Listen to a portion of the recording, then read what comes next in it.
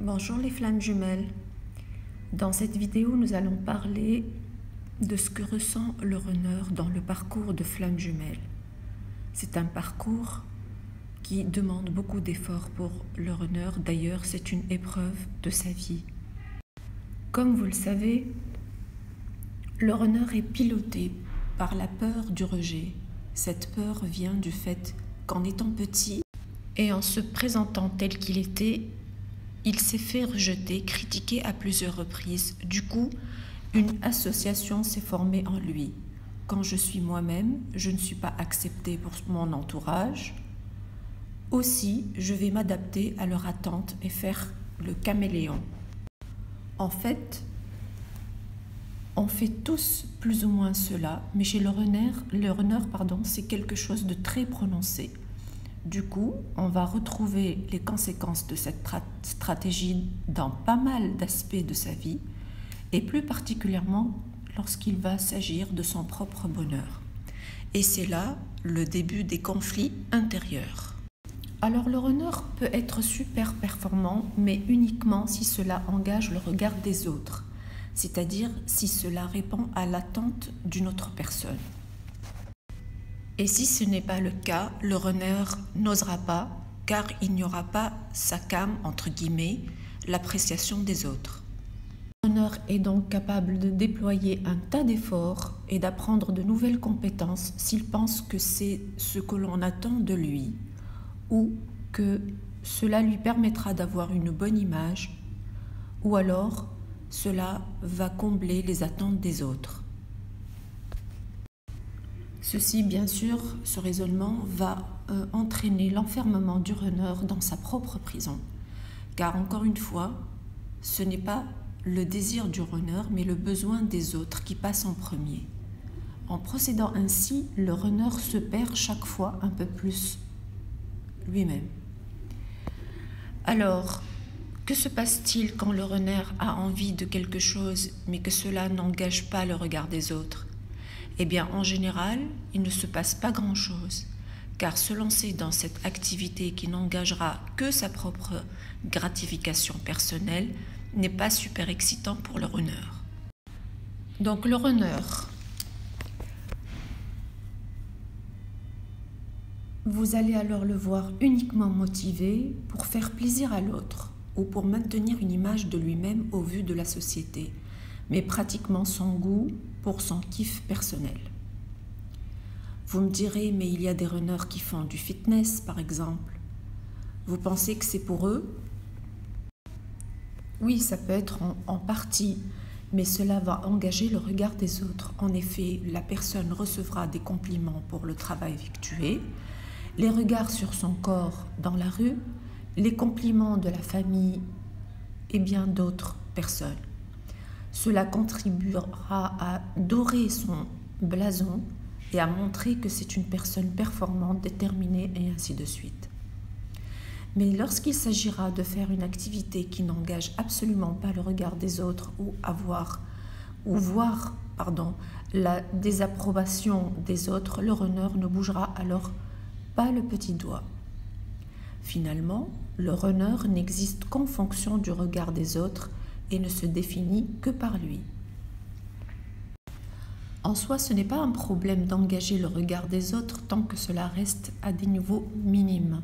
Sauf que chez le runner, c'est bien trop prononcé et cela devient à terme oppressant.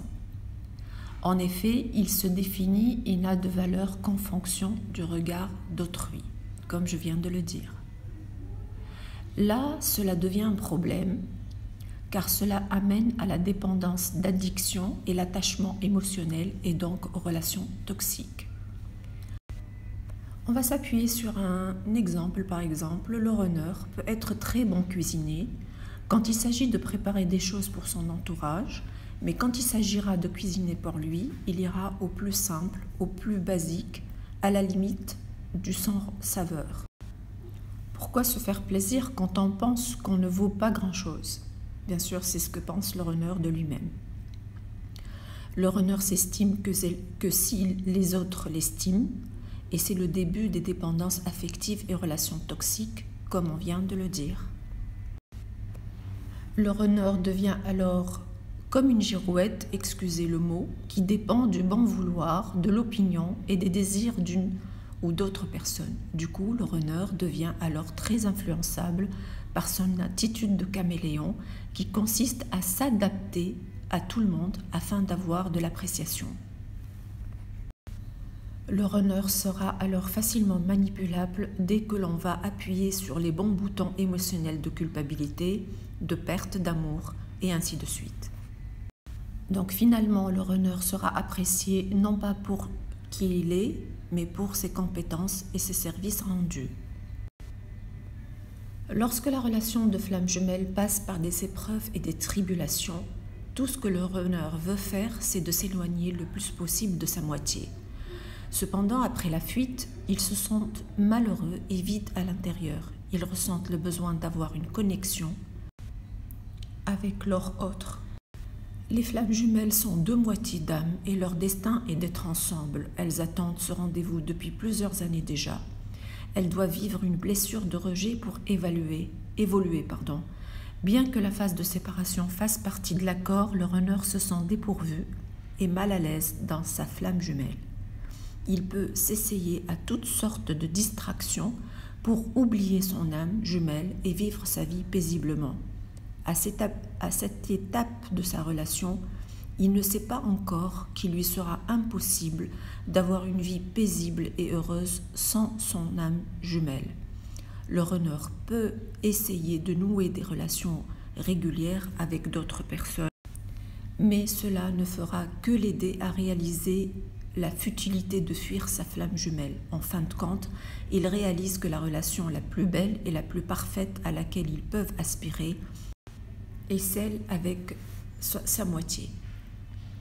C'est le moment de l'éveil et de vivre dans la complétude.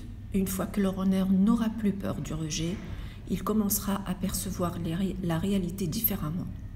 Il sera capable de voir des choses qu'il ne pouvait pas voir auparavant, parce qu'il n'était pas assez mûr pour ça. L'éveil est un long chemin pour le runner, mais une fois qu'il est éveillé, il réalise que sa vie n'est complète qu'avec sa flamme jumelle. Sachez que cela peut être très long pour le runner et c'est une véritable épreuve de sa vie, comme le titre le suggère, parce que son éveil est insidieux par rapport à son chaser qui est un éveil plus rapide que le sien. Voici mes amis flammes jumelles, ce que j'avais à vous dire sur cette vidéo. J'espère qu'elle vous éclairera sur la manière de fonctionner le runner et pourquoi il réagit de la sorte et pourquoi il fuit et quelles sont les peurs qui le paralysent à cause de ces blessures. J'espère que cette vidéo vous a plu. Encore une fois, n'oubliez pas de liker et de partager. Au revoir et attendez-moi dans une autre vidéo prochainement.